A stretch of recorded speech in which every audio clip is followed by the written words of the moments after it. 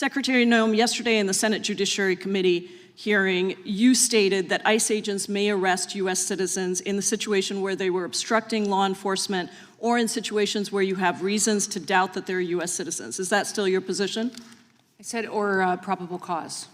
So let me ask each of the U.S. citizens in the audience who were detained. Raise your hand if you were not charged with any crime following your detention.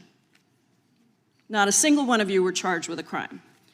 Now raise your hand if any of you were not even asked to prove that you were U.S. citizens during your detention.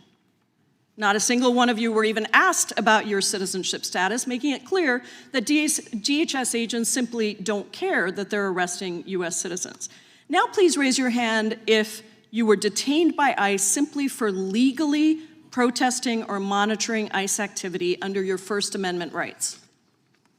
All 4 U.S. citizens have raised their hands that they were detained simply for legally protesting or monitoring ICE activity.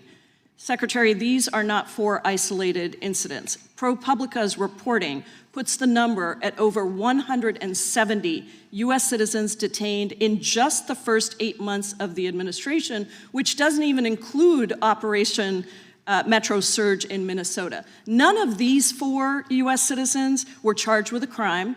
None had their citizenship questioned, and all were lawfully exercising their First Amendment rights. Do you have anything you want to say to them or the millions of American citizens across the country that are watching this and horrified at what your department is doing?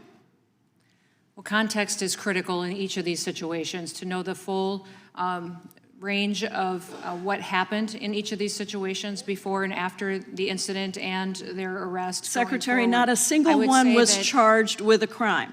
Not a single one, and they were detained. And let me just reclaim my time for my final seconds. DHS is supposed to be protecting our residents and upholding constitutional protections, but you've turned that on the head. You have actually turned the United States government against its own residents, and you've had multiple chances to take accountability, to apologize to these folks and others across the country, but you have failed to do it.